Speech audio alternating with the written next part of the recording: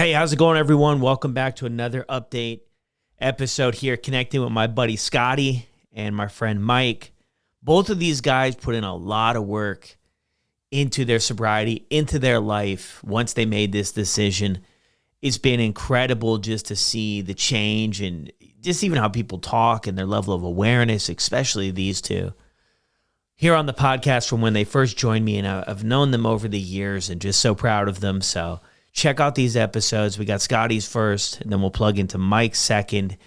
And if you enjoy this or anything stands out to you, be sure to send them over a note on Instagram. I'll drop their contact information, like I always do if I can, down in the show notes below.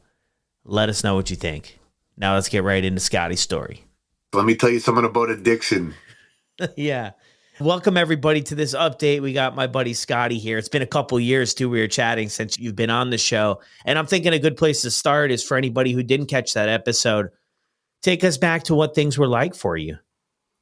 Oh, man, it's been a while. I get constant reminders driving through my city about what it used to be like. But yeah, man, I feel like I'm so far from the guy that you even met. So yeah, I struggled with addiction 20 plus years. I was just like a functioning alcoholic. Got into the drugs, tried to just get off them, didn't work. And then things got worse, and they got a lot worse. And the rock bottom lasted about 5 or 6 years. I was in debt with my place. I was in debt with my credit cards. And like, it was just one thing after the other. My dad died, right? That spiraled me a little bit more. Then my brother-in-law, he overdosed. And when we found him, actually, and that's when I stopped. That was the last day, February 2nd, 2022. So my date is 2/2/22. 2/2/22. Well, good, man. I mean, yeah, I even when you popped on here, I'm like, man, this guy, you like just looking like $1 million, man. Not that you weren't before, but progress, right? And you mentioned too, like rock bottom for 6 years, right? I think there's this. Tell me your idea on this, but I hear so many people say, as like maybe a way to keep things going, I haven't hit a rock bottom yet. I haven't had this happen. I haven't had that happen. As it's almost like the flip side of the question is, well, what are we waiting to happen? What are we waiting for? I even find in my own journey, even when I got to those, what outside people might consider rock bottom, like it wasn't motivation to necessarily change. I mean, what are your thoughts on that? And even going through it for years, like how was when the time came to 22 made you ready to make the changes? For me, I think that if you think you have a problem, you probably do. Like, you didn't end up on sober motivation because you're successful at drinking, right? You reached out to an Instagram page like this to get a little motivation to show you that you can do this, right? So I know for me, I was just in denial for so many years. And like looking at it now from the other side of being in recovery, I could see that a lot of my friends were. And I'm not one to really judge people, but I'm like, I could tell when somebody has a problem. But for me, hitting my rock bottom I'm grateful that I did, because a lot of people, they might die or they might suffer in silence for so many years and never really get the help that they're looking for, right? For me, like they say, we talked about this last time, addiction is giving up that one thing for everything. So as soon as I put down that drink, I was able to see like the world I could take whatever I want from here, man. Like I could do whatever I want once I put that addiction out my way. And I'm just grateful that I realized that I am an addict and I have a problem and I need help. I felt like that's another thing too, as a man. It's just, my dad went to rehab multiple times and he was just like, he always had that tough guy attitude and rehabs for quitters. And he eventually died from this disease, right? Me, I get a chance to stop now, and the rest of my life, I don't have to fucking use or pick up drugs or drink or anything, right? I'm okay with knowing that I have a problem and I'm powerless, right? Yeah. No, well said there too. And that quote comes up a lot too, right? Give up one thing, and you can have so much more. Have everything else in life for that, instead of having the substances, drugs, alcohol, whatever it is in our life. I mean, your dad's passing too. I remember you had shared about that relationship and, you know, how things were too. I mean, how did that impact you even when you got sober to like, and still now? I'm sure I saw a post a little while ago from you just in memory of it. And I mean, how has that experience been for you? Yeah, it's funny you say that, because there's not a moment that doesn't go by where I don't think about him. I was at work today framing. I'm framing this hospital, and he just pops in my head, right? Because I'm working with this son and father duo, And I was like, fuck, man, I wish I had something like that. So getting into recovery, it was good because I was able to process this a little bit more. Because when it really happened, it felt like nothing happened to me. It was just like, well, he's gone. Keep partying, forget about it, hide the feelings, like mask the emotions. But coming to recovery, it gave me an opportunity to talk about it a lot. And I've talked about it in therapy with my wife, with my brothers, with everybody. And I've also found a lot of people that are in the same boat. I'm not the first person to lose their father, but I know this by realizing that he passed from this disease, I could overcome it. And I could potentially be the last person in my bloodline to suffer from that disease. It ends here kind of thing, right?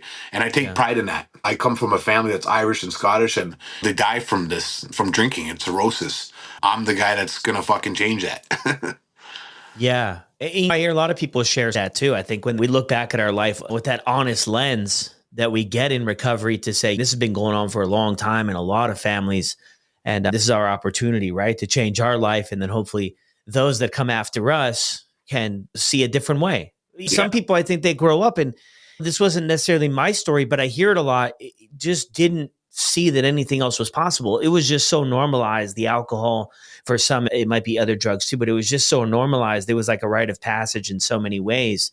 And to be able to provide some stability, maybe for the next generation, however that looks for us on an individual basis, that like this doesn't have to be a part of your life. Obviously, people are going to make their own choices, but to let them know there's options, I think is extremely powerful.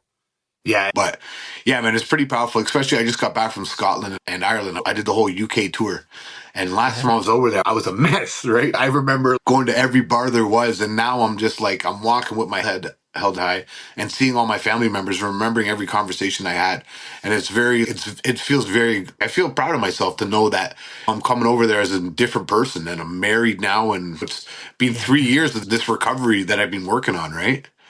Yeah. In being married too and everything. And I know just through our previous conversations that your wife is a huge supporter of you and all the progress you've made. What have been some of the most important aspects that you've had to plug into? I know a lot of people talk about community connection, support, in different tools that they plug. You mentioned therapy too. Like what are a few things you could pick out of the hat that have really been helpful for you? Yeah, I think they say honesty, open mindedness, and willingness. I'm willing to get the help. I'm honest about talking about it, and I'm open to hearing ideas that like weren't really for me before, right? I don't know. In my addiction, I was very isolated. I didn't leave my house. So I didn't talk about it with anybody, and getting help from somebody else that's been through it I think it's my number one thing.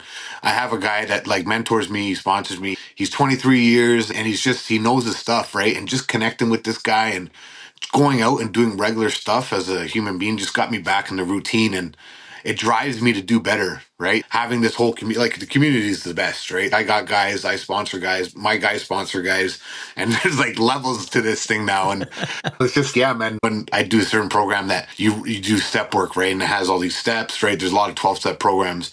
But I found writing about all the stuff that I've been through in my life really helped me out. There's a lot of stuff that's stuck up here that nobody really knows except for ourselves. And when I was able to put that to pen on paper, it says the therapeutic value of one addict helping the other is without parallel. And just being able to talk about it with somebody else, like just a regular guy, not a therapist or nothing, just somebody that's walked in my footsteps, right? It is like amazing. I heard one time that addiction is like walking through the minefield. You just look for the footsteps and you follow what that guy did, right? And Yeah. it just made so much sense to me. Yeah. No, I love that you brought that up too. Interesting for me though, the interesting part is what do you think it is that prevents us for some time leaning into that help and trusting others, right? Because I think that I sure as heck was skeptical of following someone else's lead. Like I thought for years that I could think my way out of this on my own, right? I could figure this out. I got myself here. I didn't want to talk to anybody. I just wanted it to quietly go away, quietly figure it out. And then obviously something changes. I mean, can you relate to that at all? To like the point in your life where you're able to set whatever aside and say, you know what, I'm going to follow some simple direction from somebody else and see how it goes. Yeah, like I could have, like I said this in the last time. I at 16 I went to get help because the courts forced me to go, right? So I should have known way back then I got a problem. But it took me 20 years of struggling and being in denial to really to look in the mirror and say, maybe I'm the problem. I was really quick my whole life to point my fingers at everybody else and circumstances and the way I was raised and all this, but it wasn't, none of that was really my fault. I mean, anybody's fault but mine. I made the choices, right? So yeah, it took a really long time, and I see guys all the time that kind of struggle with it and think that I'm different than they were, and it's not at all. I'm like, I was, if not worse than you. So that's why the open mindedness plays a big part, because you got to listen to somebody else. But me Yeah. being a hard headed kid, I didn't want to listen to anybody, right? Yeah, man. I remember one of my earliest mentors, Andy, he would tell me, man, he's like, your best thinking got you here. Yeah, And it's not going to get you out of here. I mean, my best ideas, even when I reflect on it, I mean, got me in the most trouble in my life. I always ended up back to where I started again, just doing what I thought was best. And then it obviously helped me and you as well, leaning on other people. But I always wonder and I don't even I don't have the answer completely, but I'm like, why didn't I listen when I was younger, when people were like, hey, even my parents or whatever, right? Or like, hey, you're headed in the wrong direction. And I was like, oh, I know best. I know that'll yeah, never happen to me.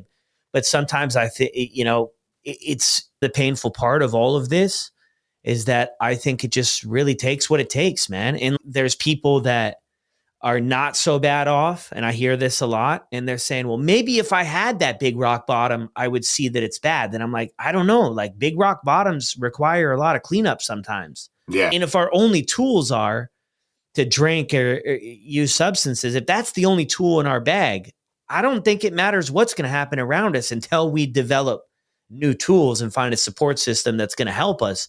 I think we're always going to go back to what we know. If the only tool I have on my belt is a screwdriver, every job I go to, I mean, I can't just magically have a drill until I develop that tool. So yeah. it's like Until you somebody gotta, shows you how to use it too, right? yeah. Yeah. So I mean, are they showing you with the new job here how to use? Oh, I'm killing it. Fourth term apprentice about to be a Red Seal. Which, okay, which is incredible, man. Even on that, what do you think about the question of did you ever think your life would be like it is now? Oh fuck! Yeah. Everybody says it always just gets better, and it's just every day is just. That's what I love about being sober. It's just I wake up and I'm like ready to go. What am I doing today? I make weekly goals, short-term goals, long-term goals, and I'm crushing everything. Everything's getting knocked off the list. I'll tell you this one quick because this happened. No, it happened this week. So I didn't pay rent all COVID. I owed over $30,000 in rent where I live now too, and I had to go to court for it the whole time. And I ended up doing this arrears things where I said I'll pay it back. I just paid back over 30 grand in my rent, and I live in the same place that I was getting evicted from, and I just completely paid it off, and I'm back to normal here now. And another part of that Wow. was, so they had this whole list of people that were trying to evict me from here. Everybody signed it like a petition.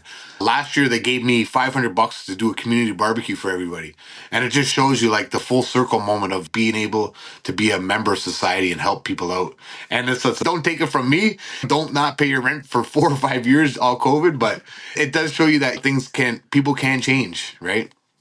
Yeah. Well, yeah, and that's a great example in real time too. And that it's important to us on this side of things to do what we can to make it right in things that we did in the past, right? Not Mhm. everything necessarily will be repairable, but I think that's part of the living amends and doing the next right thing is like still owning and taking accountability for the way things were when we can, right? Mm. Even through the madness.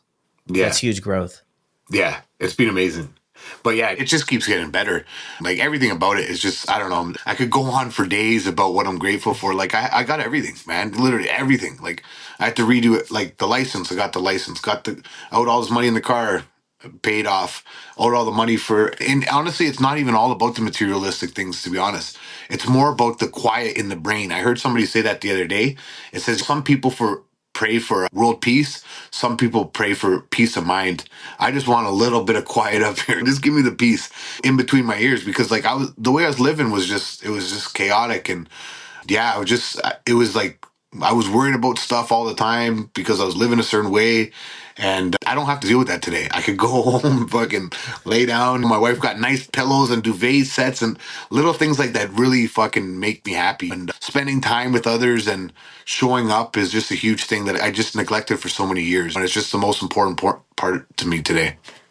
Yeah, no, that's beautiful, man. Too. Yeah, that peace between the ears. That's one of the things that we do. Like you said there, we live such chaotic lives, right? It's all of the different behaviors that creates this chaotic life. And some people, when they first get sober, they're like, oh my gosh, I'm bored. And I'm like, yeah, because you're not doing all the other stuff. We don't have to run around and do all the other stuff we were doing. So bored, AKA peace, man, is Yeah, what peace. what we're aiming for here. Yeah. But it's like when you're living fast like that, I sure did. I just thought that's like how it was, right? That's what I was used to, just running around, all that stuff. And then, yeah, you get sober and it changes, right? Life completely changes, all for the good. But it does, for me anyway, it did take some time to get used to.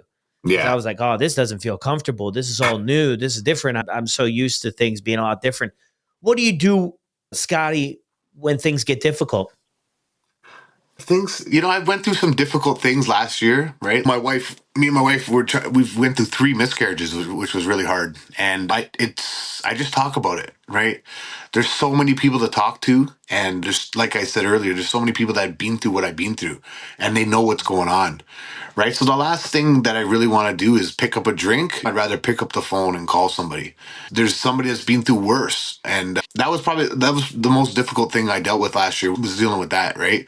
We just, like, I get sober, we get married, everything's gone, and then life hits you, right? It's not always going to be good. Like, things happen. Right. So it's just, I don't know, from my experience, the best thing to do is just talk about it. I do a lot of other things though. I pray every day. I was never open to that. For whatever reason, I end up in a church when I was loaded sometimes, but I started praying and meditating. Praying and meditating was a big thing for me too, to slow things down. And it's not like I'm praying to God. It's just, I'm just putting my voice into the universe to take accountability of the person I want to be, just living with integrity. And it's nothing like crazy, the prayers, and just me just being a guy that's just happy to be alive. And I know I'll get through anything, right? Yeah. They say your worst day using is still better than your best day using, or whatever it is, right? Yeah. Yeah. Yeah. Yeah. Things, your worst day sober is still better than your best day using or something like that. Exactly. Yeah. The Yeah. tongue tie. I get it, It, man. The life on this side is good for you. it's way easier, man. Hey, on that thought, it is way easier. I think sometimes when we're getting the ball rolling and we're like, yeah, I might have to get sober. I'm thinking about getting sober, or we got to be a couple days or something. I don't want to take away from how tough it actually is, but I almost wonder in my own story if I was making it way more difficult than it had to be. And I wasn't listening to what I heard all around me of keep it simple.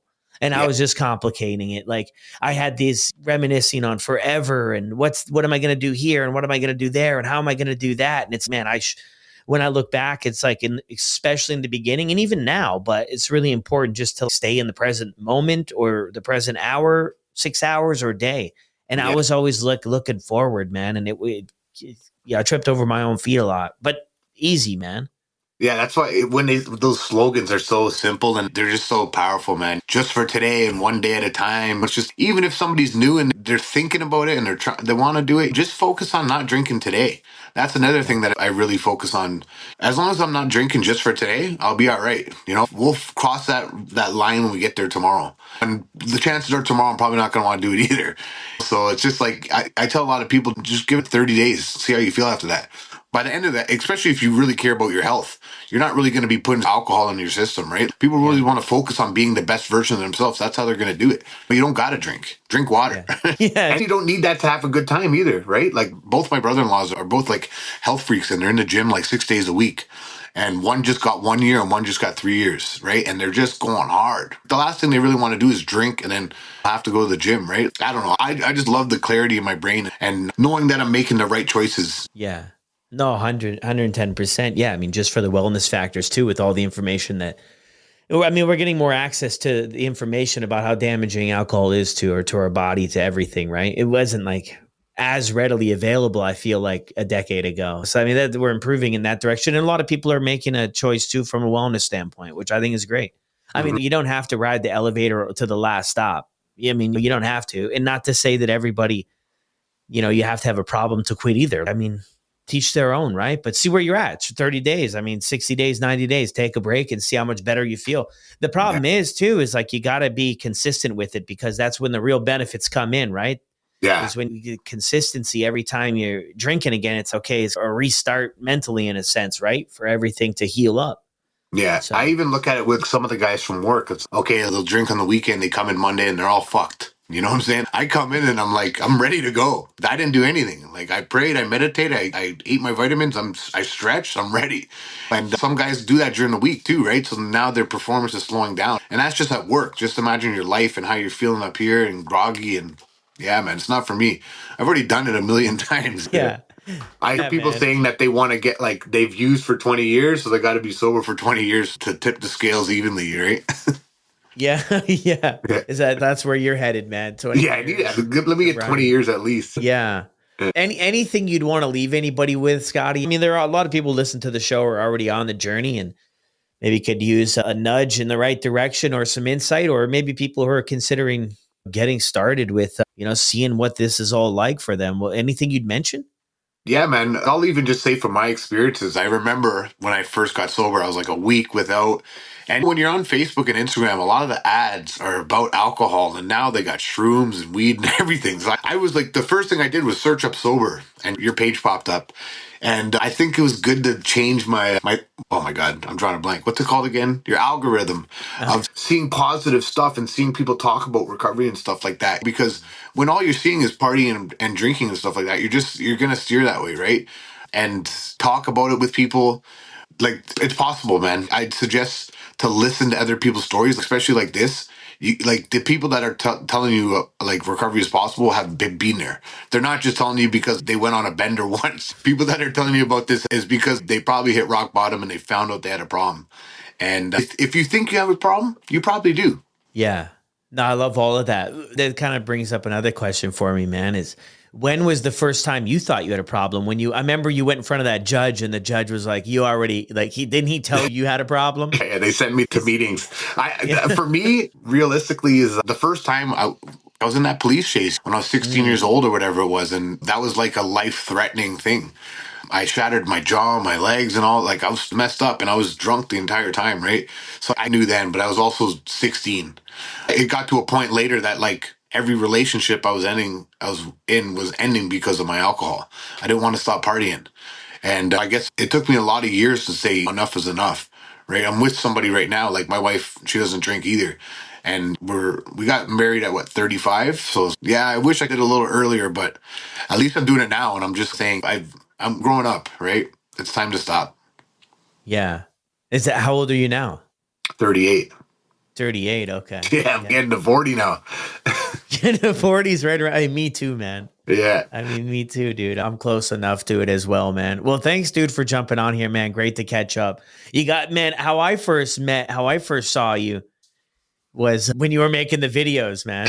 Yeah, let me tell you Right? something about addiction. Yeah. I mean, what was that all about, man? Yeah, I don't know. It was just, what was it? So yeah, one day I just woke up and I wanted to drink. I was like I was thinking it was about 2 or 3 months sober, and I was like, you know what? I'm not going to work. I'm ready to blow up my life right now. And I just made the video. Let me tell you something about addiction, and it came out, and the feedback was crazy. And the reason I stopped is because the feedback was actually a little too much. I had people calling me at all hours of the night, and I was trying to balance my life, and it was just a lot. There's a lot to think about what to say, even though I didn't really have to. I've been thinking about coming back with it, but yeah, I don't know. It was a lot. Yeah. I'm kind of like good creeping on the radar and just popping up like, hey, look what I did now. Yeah, I know. That's what I see from you, man. I just see every now and then Scotty pops on there and I'm like, yeah, there he is. Yeah, I'm trying to. That's another addiction, right? Like, social media for me is just. That's why I'm off the cigarettes and I'm not doing the sugar and stuff. I'm trying to get some of these things and just stop them. Yeah, which is all snowballed from the sobriety and not drinking, right? I think it's the process too, man, of us starting to love ourselves, to be able to make the other choices, to improve things in our life, right? I don't know about you, man, but I didn't identify with that when I was using it. I didn't know what that was. If somebody was like, do you love yourself? And I would just be like, no, I mean, look what I'm doing to myself. How could I just couldn't connect the dots, and sobriety allowed me a runway to get to know who I was and look in the mirror and say, hey, you know what? Not a bad guy, man. You got some work to do. For me anyway, I Yeah. had some work to do, but at my core, I think I had a lot to offer the world. It was just all hidden behind fear, really. So That's friggin' bang on. I couldn't relate to that anymore. It took me a lot of years to realize that, right? I used to look in the mirror and I friggin' hated the guy I was. And because I had so much guilt of all these things that I've done. And then it took me a long time where I was like, you know what? I'm owning up to some of the stuff I've done and I want to change. I think that's the most important thing about it. And yeah, the self love thing was, I started thinking, I'm like, why am I smoking cigarettes, man? I'm getting old. I can't keep doing this. Like, I'm replacing one addiction for the other. And it's just, one's going to take me out or the other one will. So I need to stop. yeah, no, Yeah. 100% too, man. I'm glad I quit smoking too. So Yeah.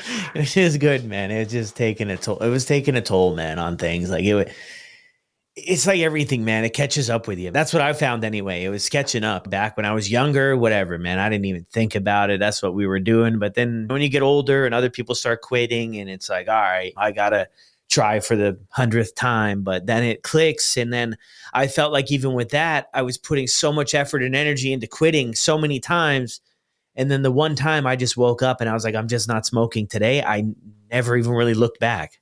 Yeah. I was the worst. So pretty much for the past 8 months, I've been quitting every Monday. So I haven't been the best with quitting. And I'm like, that's it. Monday I'm quitting. And then it was like, it reminded me exactly of trying to quit alcohol. Because every Tuesday or Wednesday, I'd pick up a pack of smokes again. I'm right back to where I started. Fuck it. Next Monday.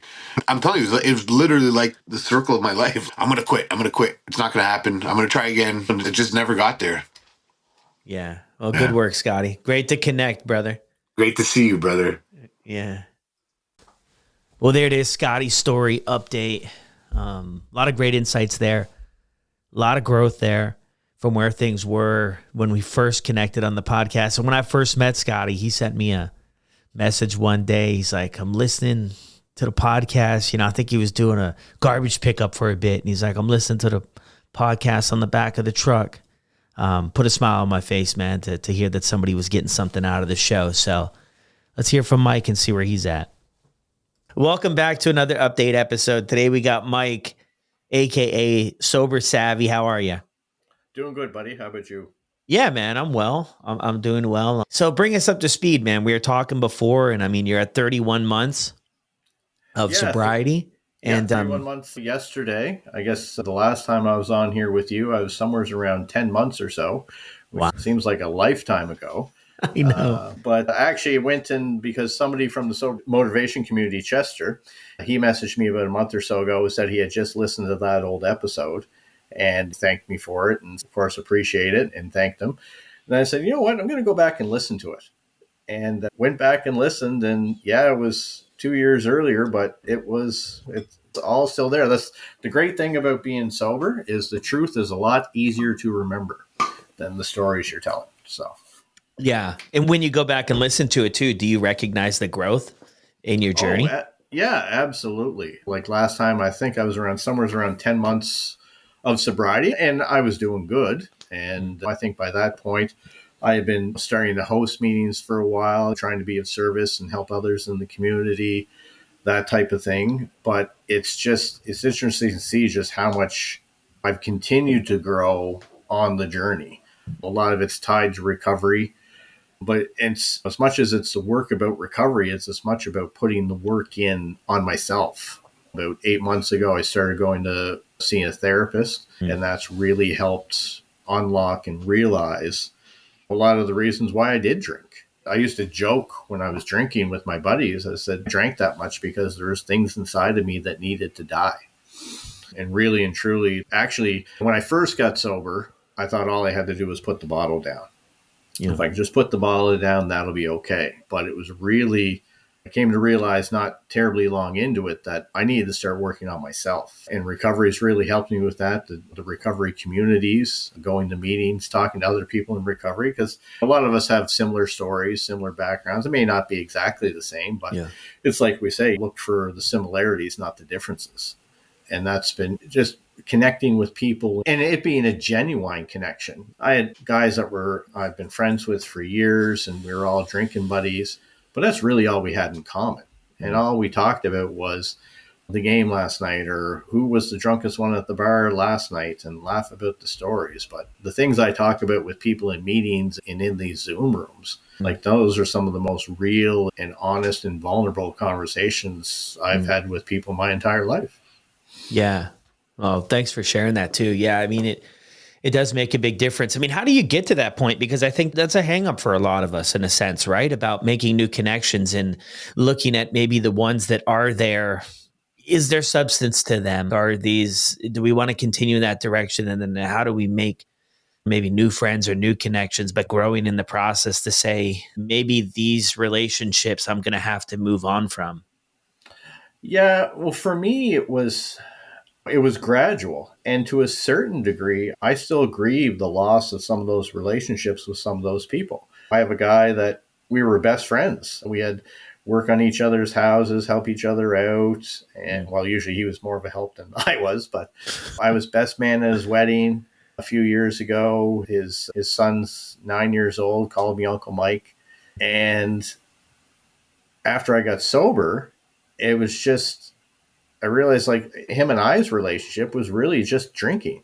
It was hanging out at the bar every day. And when we did get together outside of hanging at the bar, there was always alcohol involved. There was never not alcohol involved. And that was just the life we lived. And that was the relationship. That's what I thought, having somebody close like that, I just wanted that closeness. When I grew up, we moved all around the country. I was constantly trying to fit in with new friend groups. Through the course of grade 1 to grade 12, I think I was in 5 different school systems, I want to say. So in adult life, when I put down roots, and the roots I put down just happened to be in the orchard of alcoholics, we'll call it. That's what I surrounded myself with. That's what it got to be. And that's what was familiar. And then when I got into recovery, it's most people in recovery I've never met in real life. There's a couple of people, yourself included. We had coffee, a couple other members. I think one other member met in person, but pretty much it's all been online. And they're the most true, real relationships and relationships I value in my entire life. But it still doesn't make me not grieve the old relationships. And part of that is it's just the hanging out. And because, again, too, because of how I grew up, I have a very dysfunctional family that I don't have any contact with. So to me, my friends were always my family. And so that's the correlation I drew. So it was really hard for me to separate myself from this family. And at first it was because I still saw them, but I didn't see them often. At first it was because I really had to for my recovery. And then I went through a brief period where I'd go and have lunch with them or something like that, just to feel like I was part of the crowd again, which was good. Again, I would always do the things, right? Make sure I could get there on my own so I could leave when I had to. It was more of a daytime thing. I wasn't going out late night or anything like that. I wasn't going to put myself in those situations. But then, even in the last year, it's become a matter of I don't want to hang out at the bar. Like I just have, I have no interest in hanging. And I can't believe that's all we did. All we did was hang out at the bar. For how long? Like, how long would that span of your life been? The hanging out at the bar was probably really bad the last, try and think, the last 10 years of my drinking. So I probably drank close to 34, 35 years. The last 20 was every day. And the last 10 of that was pretty much being at the bar. My friends, I'd see them at the bar 5-6 days a week. Yeah. On the weekends, be like, oh, I'm going into the office. I'd spend 10 minutes in the office, and then I'd spend 4 hours at the bar hanging out with the boys. And just shooting the shit, just sitting there drinking. I had all kinds of booze at home. but I heard somebody on your podcast once say, she said the social connection was the addiction. And that really hit for me because that's what it was. It was these friends and these people I'm hanging out with. But now it's about the life that I've been able to build in recovery is being able to be present and clear-minded for my wife, for my home. I think when I first got sober, like the amount of projects that I had on the go around the house that I got cleaned up in the first little bit, where I was like, wow, I got this done and that done. But it's just investing in myself and investing in a life that I want and that's productive and truly makes me happy. Yeah. Because I didn't realize, we talking in the meeting last night that I was hosting, that I didn't, until I got sober and I started to have gratitude for things. And I think just grateful I have a job. Instead of saying that I have to go to work, it's like I get to go to work. It's a really good thing. But just that part of that shift in that mindset. Yeah. It's just sobriety. It's just the gifts of sobriety is just a life beyond your wildest dreams. Yeah. And it's the growth too, to look back and see, because when you're in it, it's hard to see another way, right? When you're going to the bar every day, that's what you hang out with. We hear it all the time on the show about this, just so normalized. This is just what we did. I mean, of course, it's always like that self-development sort of expression, right? You're a result of the 5 people you hang out with. Yeah. But it's also the flip side of things, is the scary part can be, well, I'm going to move on from what was. I haven't found yet what is or what's going to be. And we get stuck in this middle space that can be really uncomfortable, because it can be lonely too. You've done an incredible job, like you said, plugging in and staying involved in how can I give back and how can I help with where I'm at in the world here, to stay plugged in and host meetings and connect with people and make friends and make connections. But it can be scary to say, this was my whole life. I mean, you shared 35 years or so of drinking, last decade in that social life, and then switching things around to not drinking, to it's okay, it's kind of me, and this is really uncomfortable. And I think a big part of it is that it's really unfamiliar for us. Sometimes we're just like, oh my gosh, this feels so weird. And the truth is, it's just new. Anything that we try to do in life that we haven't mastered yet is going to feel unfamiliar and uncomfortable. But that's where the potential lies to grow, learn these skills. Knowing you for as long as I have in this virtual world, and it was great to grab that coffee with you and have a chat. It's like we've known each other forever. You know what I mean? It's really strange when you connect with people.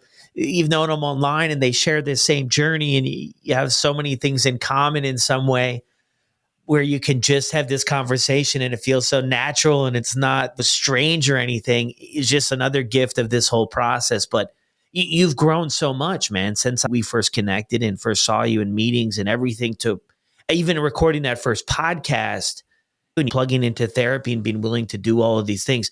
Mike, there's a lot of guys from your generation that aren't willing to do a lot of these things.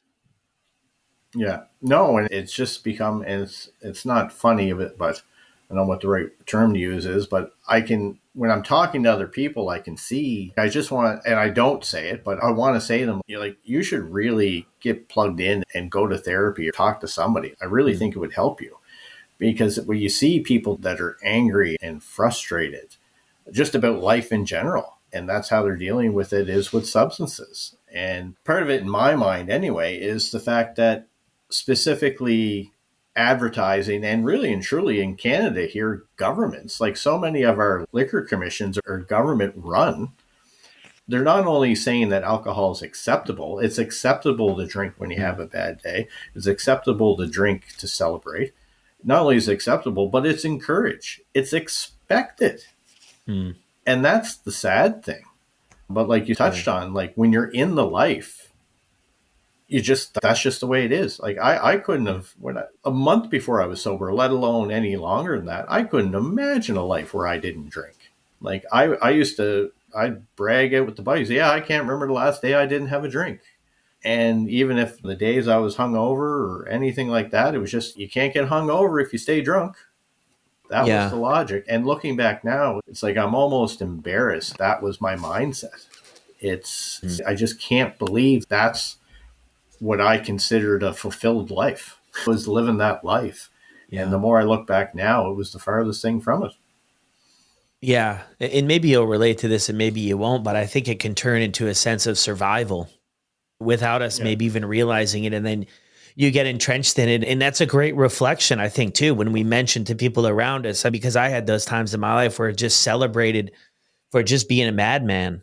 And it was Yeah. just like the cool thing to do. And then I look back at that now and I'm thinking, it's not that there were bad people around me or they were bad people, but man, I was surrounded with the wrong people, because now in my life, if I'm acting like a madman, people in my life are going to say, hey, you're acting like a madman. You need to straighten up a little bit and have a look at this. And I never really had that before. I think a lot of us that, were connecting on that level that was just looking for the escape, right, from every day. And then it just becomes a baseline too of, this drinking and trying to feel good. And then after you do it for a while, the flip side of it is it's hard to really feel the joy. I noticed at the end of my drinking, I didn't really notice it at the time. I picked up on it a bit, but I just didn't feel joy from doing anything unless I was drinking or if the place had drinks. And I started maybe subconsciously in a level only going to places where they had drinks. Like I didn't want to go there. Oh, they don't have. No, let's go to this other place. And manipulating the world around me just to make sure that was going to be available, because I couldn't really seem to feel a whole heck of a lot of joy without it. But you don't notice it at the time. It's everything else but the alcohol. It's the girl I'm dating. It's the car I'm driving. It's the job I have. It's the college grades, whatever it is. It's everything else. No, I can totally relate. Like I wouldn't go to any event that I couldn't drink at. I wouldn't go to a restaurant that didn't serve alcohol. That's why I wouldn't, unless I was going through a drive-through to grab a burger or something. Like I wouldn't go to a fast food place because they didn't serve alcohol. Yeah. And even breakfast, we go out for breakfast on the weekends, and where I live, they can start serving alcohol at 9 a.m. And I would deliberately, if we were up extra early, I would deliberately drag my feet and not tell anybody, so that we didn't walk through the door of the restaurant until 9:00, so that the second I sat down that I could order a beer. It was all, and again, at the time, didn't see it, couldn't, I drank because I liked the taste. That was my line. Yeah. It wasn't because again, it was survival for some of the things I dealt with growing up. It absolutely was. But, and the other thing that you touched on is you weren't feeling the joy either. Yeah. Like I started drinking to deal with childhood traumas, to deal with my divorce, to deal and to cope with things and try and numb out, so I didn't have to feel those bad feelings or those uncomfortable feelings. But what I didn't realize was it also killed the ability to feel joy and happiness. It just did. Yeah. Alcohol numbs your feelings, but you don't get to choose which feelings it numbs. It numbs them all. And again, someone, I can't remember who it was, but someone was on your podcast a long time ago. They said they call booze liquid courage. It's not liquid courage. It's because you're deadening all those emotions, is that you can't feel fear. It's not making you courageous. Like being courageous is getting sober. That's what getting courageous is. Yeah. Wow, I love that. Yeah. It just masks everything. And then it's just far from being authentic too, right? From getting to know ourselves. Who are we? What do we enjoy to do? And that's another thing I think we come up against too when we get sober. It's like, all right, now, like you mentioned earlier, right? Putting down, of course, if I put down the bottles causing all my problems, drinking, and then we quickly realize, oh my goodness, maybe there was more to this whole drinking thing than enjoying the taste. And then we got to get to work on that. I mean, what has that journey been like for you, and what progress have you noticed in your own life? The journey has been great. Definitely some uncomfortable days, or as my therapist calls it, she says, if we have a pretty heavy session, she says, you're going to feel spicy tonight. But it's really about, again, because of all the year, and not just the alcohol, like growing up, again, my generation, you were taught just to suck it up. You don't cry, don't have emotions. Like if you got a problem, just keep it to yourself, suck it up and get through it. So a combination of growing up like that, and then by deadening the emotions and the anxiety with alcohol, I had no idea what a feeling was, like what these feelings were. And really one of the biggest things I've worked on in therapy is trying to notice how I'm feeling and try and identify those feelings. And if whether it's an anxious situation, a happy situation, whatever, like I really find myself now, it's okay, well, how am I feeling? And it's definitely not easy, Mm. I can certainly try and identify it more so now than when I first started. But that's really been the key, is to understand why I'm feeling something, and it just helps me in everyday life. Yeah. And I mean, such a big change too, because you shared on the show too. Maybe one of the turning points too was when you flipped your truck and to get the wheels turning, and then you went through that too. I remember, I don't have the greatest memory, but I remember that part too. The next day of, I need to do something different, and asking for help right out of the gate. Yeah. I find a lot of people ask for help. How are you able to get to a spot to accept it? You know what I mean? Like, a lot of people are like, hey, can help me. How do I do this? But you might give 5 suggestions, and sometimes the response is, oh, I tried all that. It doesn't work. Or that's somebody else's story. It's not going to work for me. Like, how were you able to get in that mindset to say, you know what, help is here. I need to start listening? Well, for me, for me personally, part of it was my all or nothing mentality, which was a lot of my drinking mentality. Like I had 2 speeds: go and go harder. But it was like that morning, that after I saw the truck and I had rolled it, and it just clicked that I had to stop drinking. I'm going to kill myself. I'm going to kill somebody else. That's just what I have to do. At that point, when I called that 1-800 number for the addiction center, I was just willing to do whatever they told me.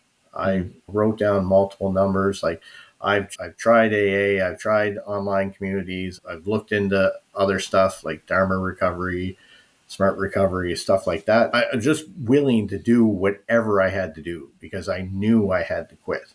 And I still see my addictions counselor.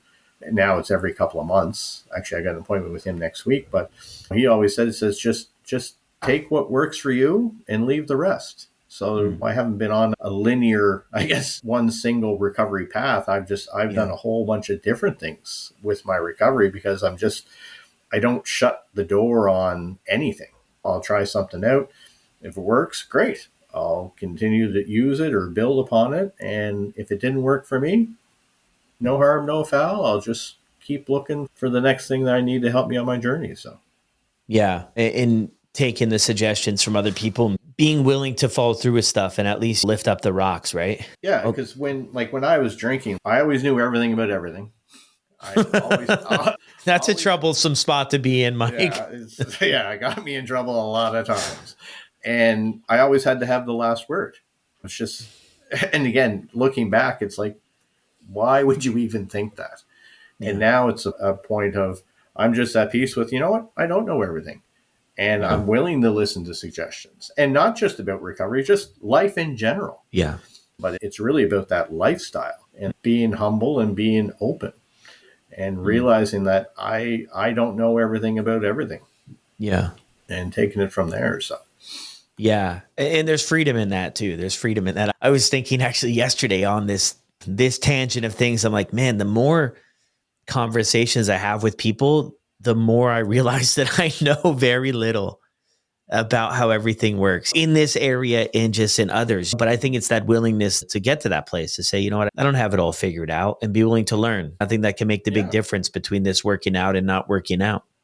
Yeah. And I still, to this day, like, I'm not perfect with it, but I work on it every day. I try and ask questions, right? Like instead of being afraid to be looking stupid, I'll ask the question if I don't understand something, so that I'm not making it up or just doing something that's not going to work out. Yeah.